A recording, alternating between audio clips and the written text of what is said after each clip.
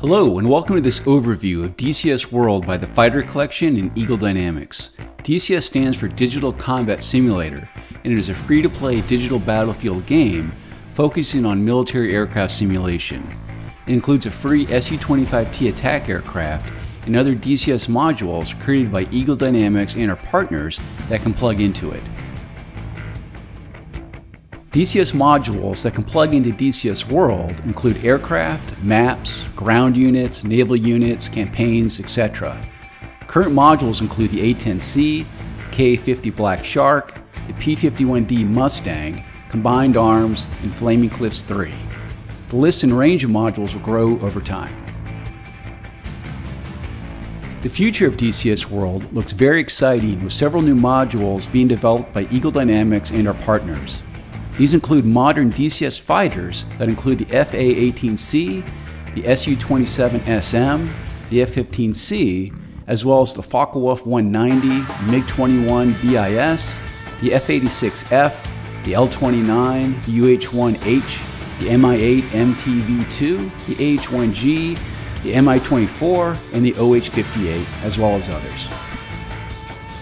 New terrains, like Nevada, and new campaign scenarios are also in development by Eagle Dynamics and our partners. DCS World is a true sandbox simulation that will cover multiple time periods covering many types of combat and civilian units. DCS World allows both realistic gameplay as well as more relaxed gameplay to suit your gameplay needs. This video is designed to walk you through the front-end interface, explore the depth of the simulation, take a look at the Su-25T, and then discuss the currently available DCS modules. Let's start with the graphic user interface, the GUI. This is the main menu screen of DCS World. Along the bottom of the screen are icons to indicate the DCS modules for purchase, as well as those that you already own. To view DCS news, select the Pull-Out tab to see news of new DCS products, updates, and events. These are updated each time you log on. Select the Instant Action button to quickly play mission and bypass mission briefings. Each loaded aircraft has a tab that, when selected, displays Instant Action missions available for that aircraft. The Create Fast Mission button allows you to quickly generate missions by setting a few mission parameters such as aircraft type and country. You can select the Advanced button to set more detailed settings. In the advanced settings, you can also set mission location and force sizes. After creating your settings, you can then choose to view the generated mission in the mission editor and further adjust it. The training page provides you training missions for all owned aircraft modules. Each aircraft has a tab that, when selected, displays the missions. Many of the aircraft have fully interactive training missions that walk you through the operation of the aircraft. Others have training videos that can be downloaded by pressing the download button. Single-player missions can be selected from the mission button. Use the directory tool to locate and load the desired mission. Each module has its own mission folder. Each aircraft will also include one or more campaigns. From the campaign screen, select the aircraft tab to view available campaigns for it. When a campaign is selected, your current status is displayed, as well as the ability to restart it. Each time you play a mission, you have the option to save it as a track file.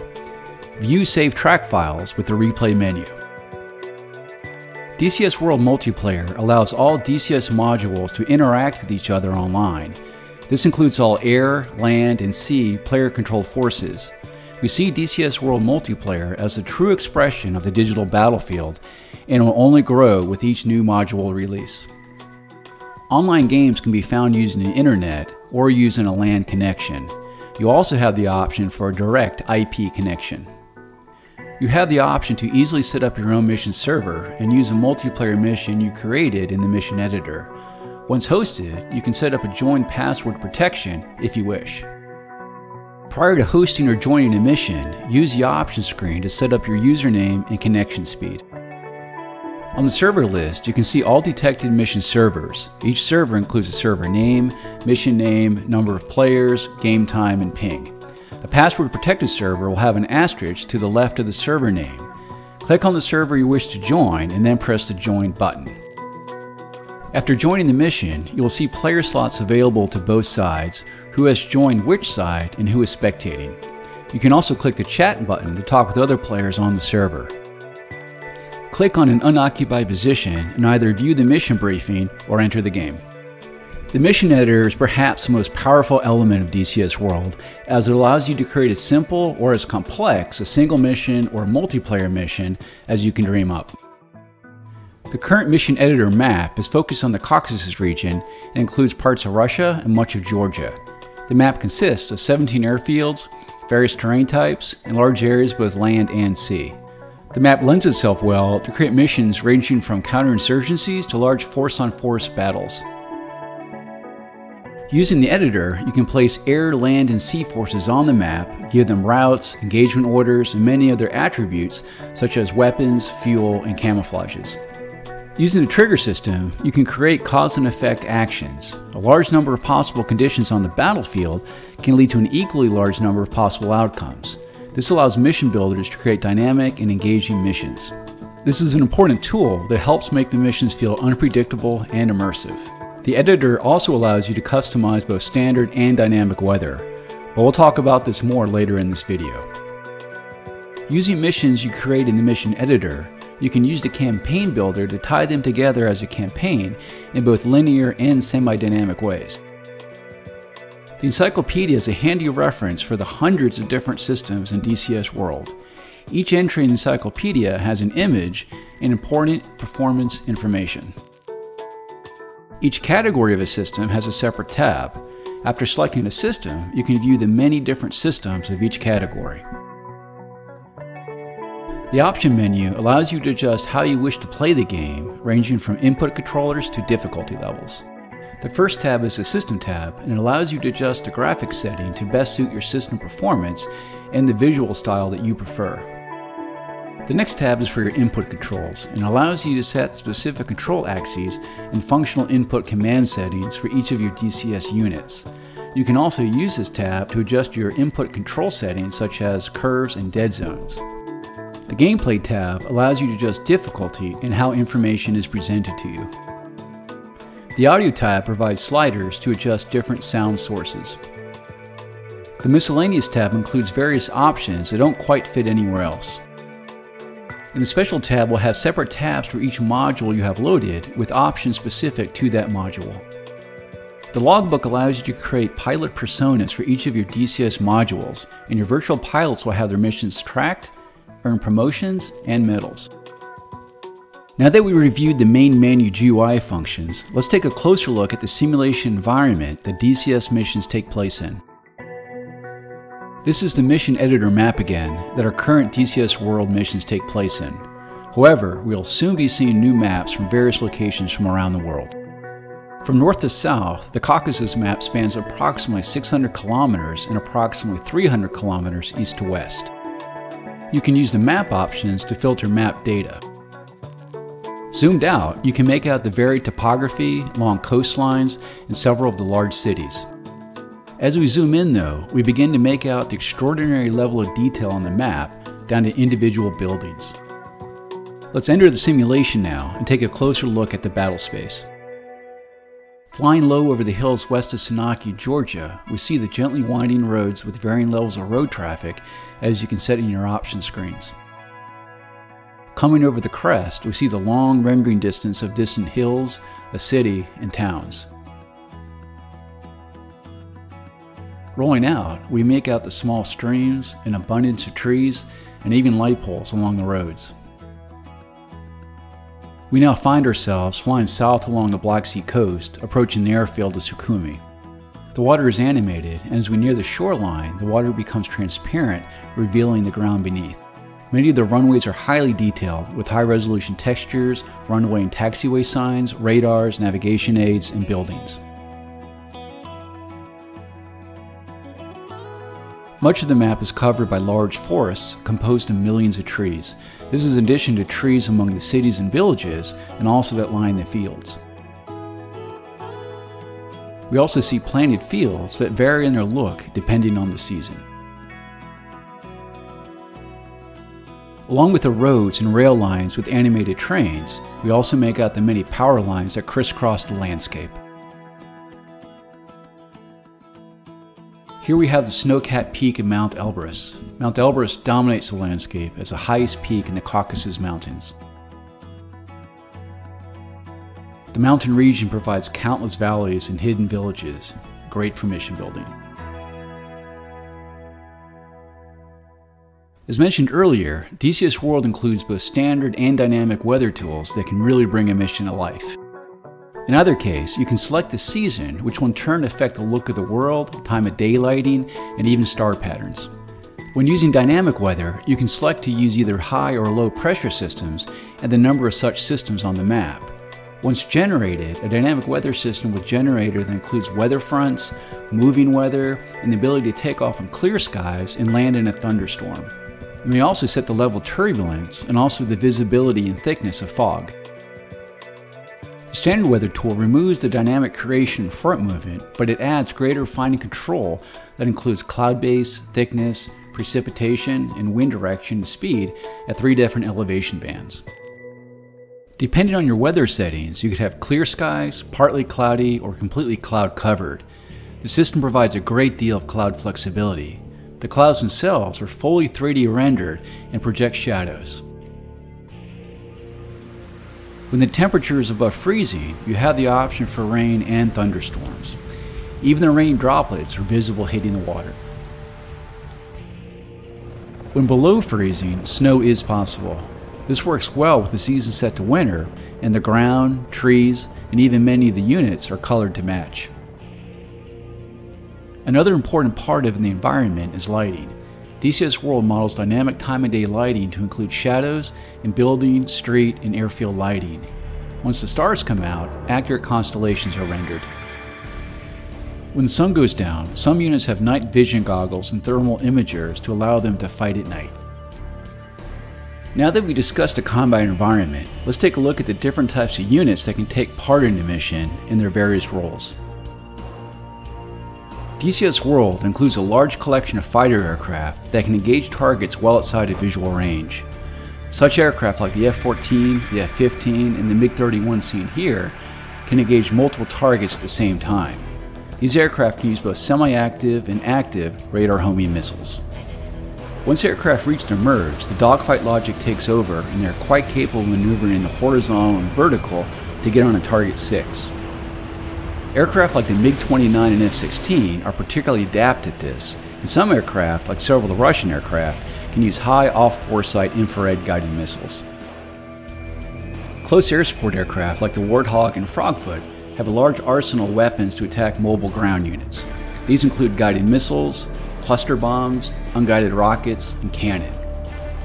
As with all aircraft, they will take defensive actions when under attack, such as defensive maneuvering, chaff, flares, and the use of ECM. When attacking fixed ground targets, several aircraft like the B-1B, the Tu-160, and the B-52 come into their own. Typical targets for such missions include bridges, buildings, and in this case, a runway. These aircraft can also use long-range land attack cruise missiles that hug the ground while en route to their target.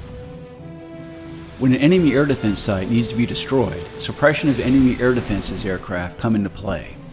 When attacking radar-guided SAM sites, aircraft armed with weapons such as HARM, ALARM, and the KH-58 can reach out and destroy radars from great distances.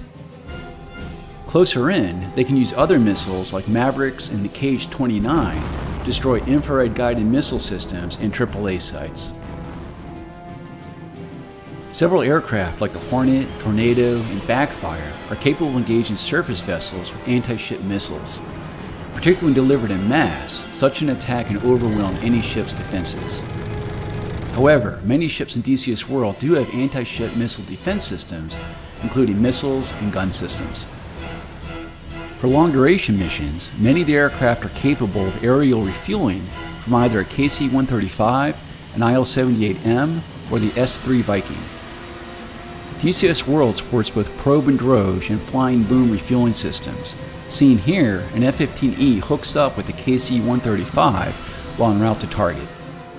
An important part of modern air operations is AWACS support.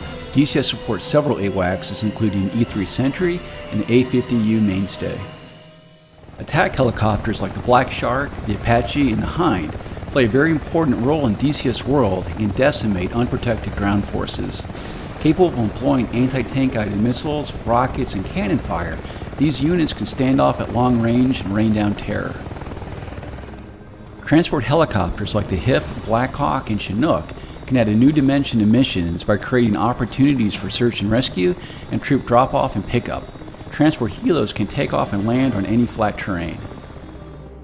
A key player in the modern battlefield are armed drones. DCS World includes a Predator, which can be armed with Hellfire missiles. Scenarios can be easily created that have terrorist forces hiding out in the mountains being engaged by an overhead Predator. Let's take a look at the ground forces now.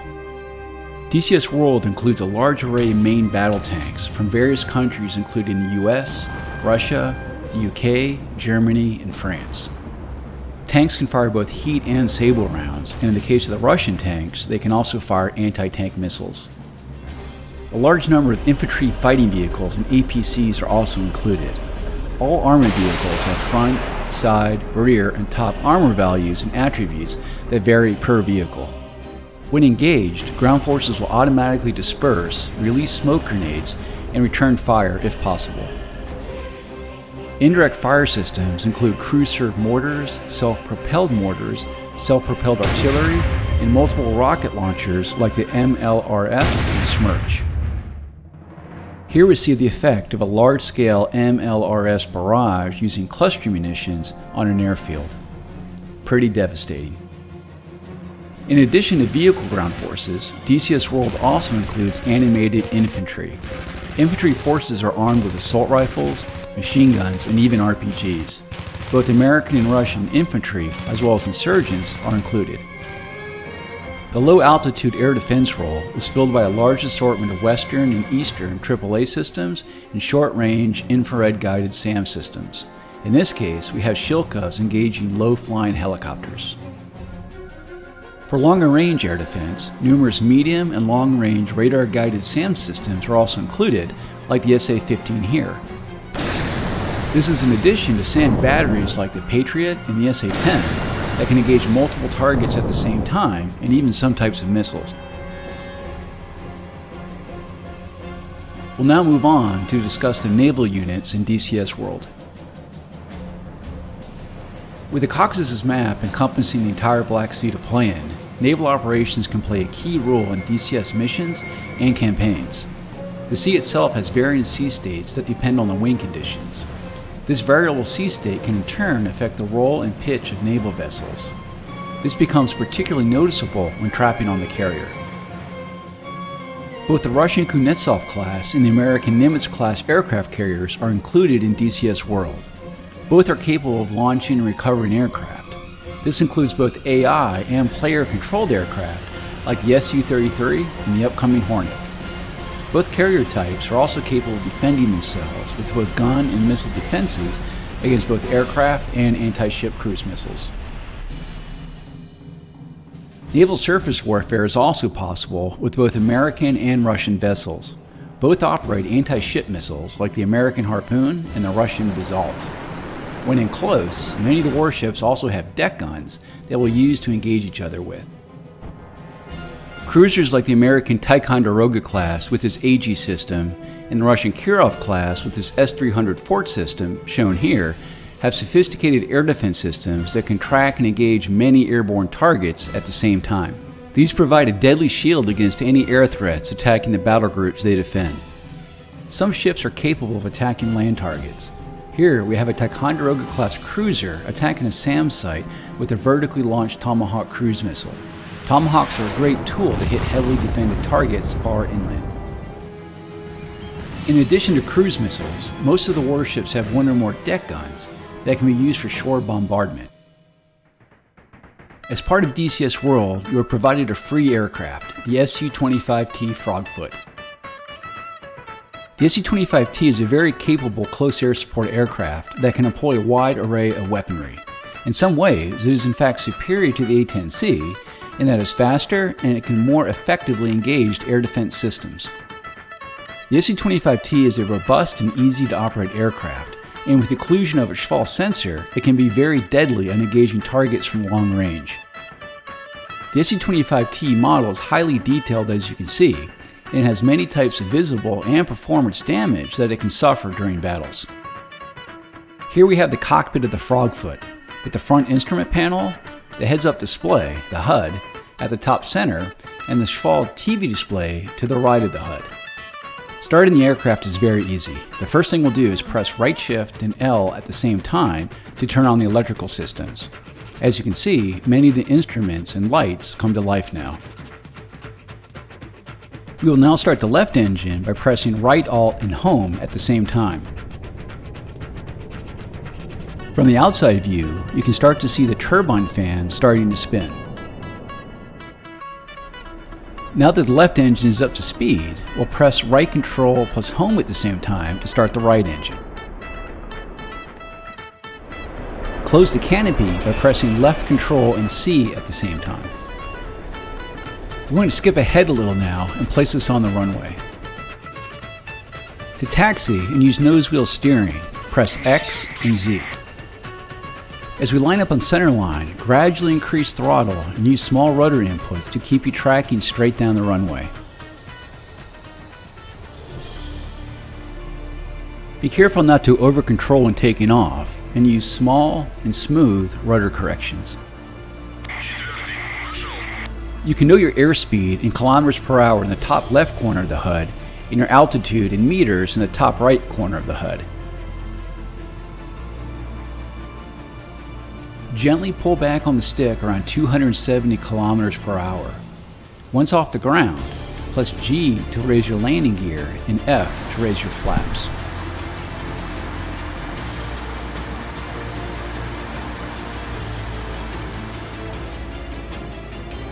The Su-25T has what we term an AFM, or Advanced Flight Model. This is a full-force physics-based flight model that provides a very realistic feeling of flight. But perhaps one of the most visual ways to see this is what happens when a landing goes very, and I mean very, bad. The Su-25T can use several types of guided air-to-surface missiles, but will first enter the ground attack mode by pressing the 7 key. After turning on the Schwall sensor by pressing the O key, you can slew the sensor around by pressing the semicolon, apostrophe, comma, period, and / keys. Once you place the box over a target, press the Enter key to lock it up. In this case, I have a long-range KH-29T missile selected. The LA indication indicates that the launch is authorized. On the TV display, the range is listed below the launch indication.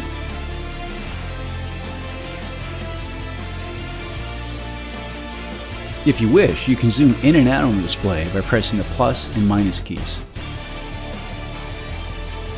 To the right of the target range is a countdown timer until weapon impact. Target hit.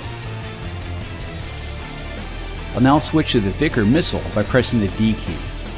The Vickers is laser guided, so I also pressed right shift plus O to turn on the laser. This is a quick demonstration of using two different types of guided missiles. The Su-25 can employ several different types of unguided bombs, including cluster bombs and high explosive.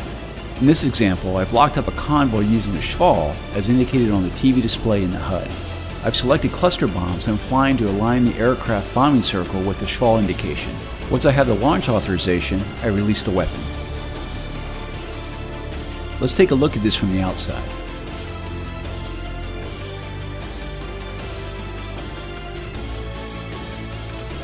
In addition to unguided bombs, you can also use unguided rockets in the Frogfoot's internal cannon. I'm using the Schwall again to find the target and also assist in my aiming.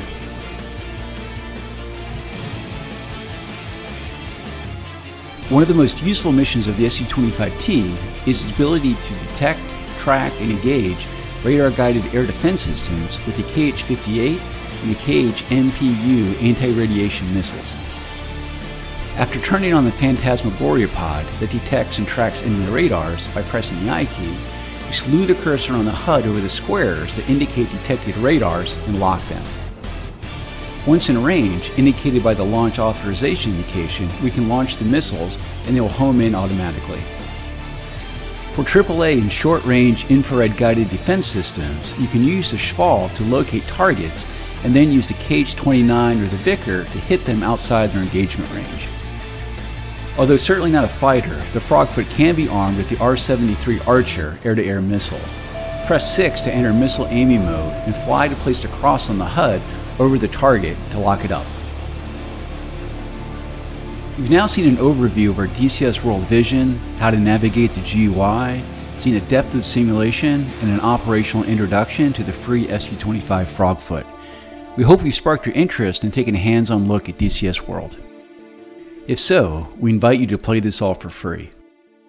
You can download DCS World from www.dcs-world.com.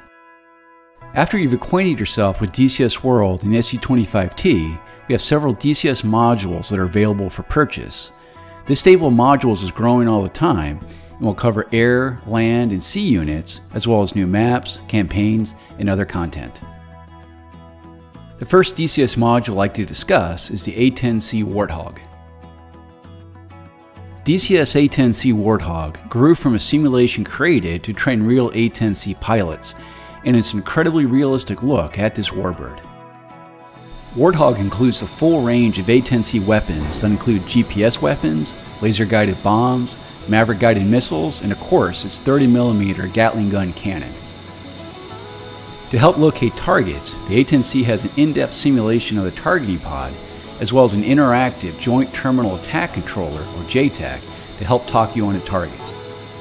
For navigation, we've included the interactive moving map, the inertial navigation system, the GPS navigation system, navigation beacons, and of course the instrument landing system, or ILS.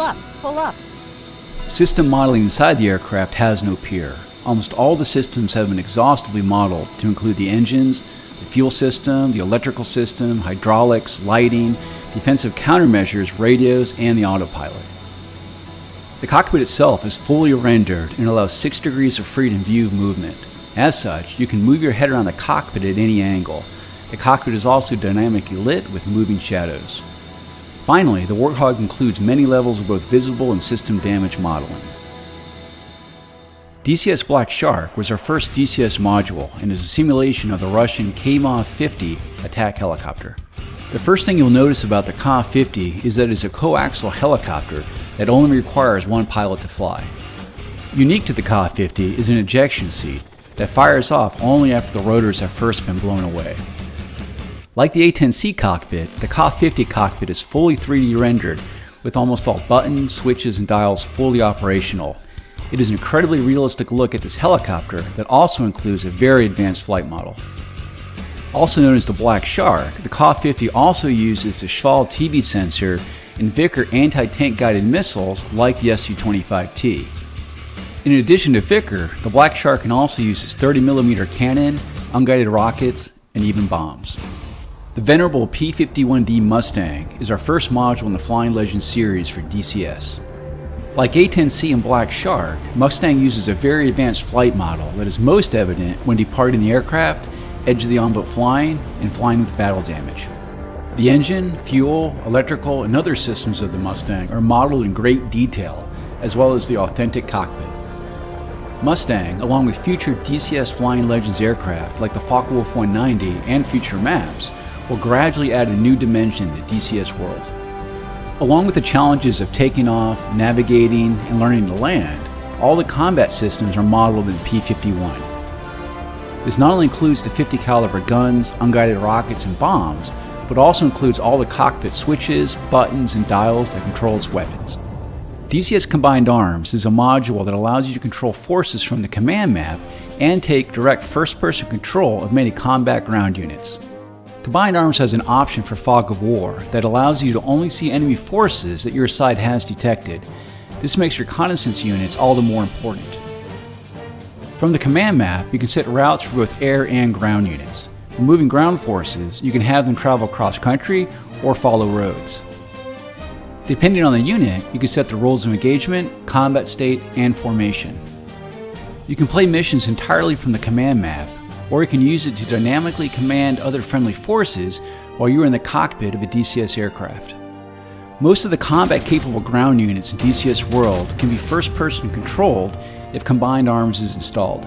In this case, I'm commanding an M1A2 platoon, in which I can set the rules of engagement and formations while still inside the mission.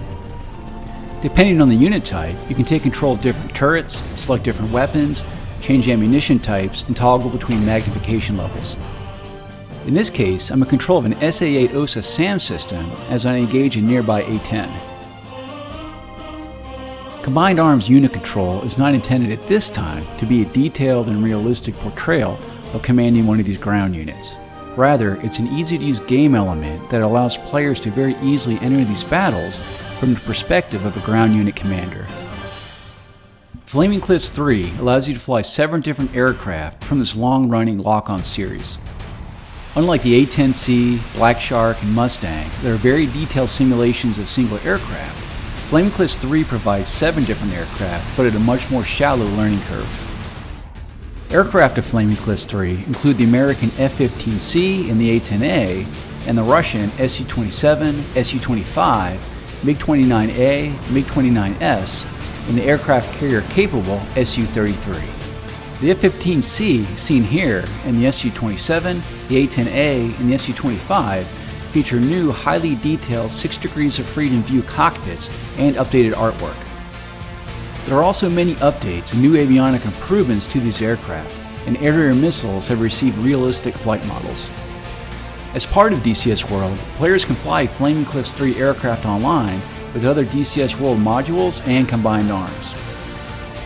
This concludes a look at our currently available DCS modules, but many more are currently in development by both Eagle Dynamics and our partners. Stay tuned.